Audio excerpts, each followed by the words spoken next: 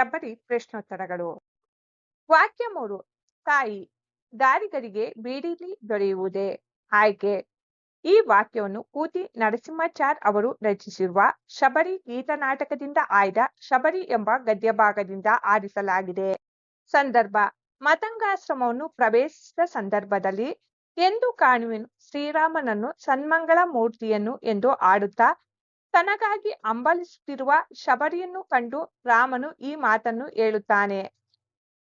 ರಾಮ ಲಕ್ಷ್ಮಣರು ವೃದ್ಧೆಯನ್ನು ನೋಡಿ ರಾಮನ ಬಗ್ಗೆ ಅವಳಿಗೆ ಇದ್ದ ಹಂಬಲವನ್ನು ತಿಳಿದು ಅವಳೇ ಶಬರಿ ಎಂದು ಅರಿತು ಅವಳ ಕುಟೀರದ ಬಳಿ ಬಂದು ನಿಂತ ಸಂದರ್ಭದಲ್ಲಿ ರಾಮನು, ತಾಯಿ ದಾರಿ ಹೋಕರಿಗೆ ಇಲ್ಲಿ ಸ್ಥಳಾವಕಾಶ ದೊರೆಯುವುದೇ ಎಂದು ಕೇಳುತ್ತಾನೆ.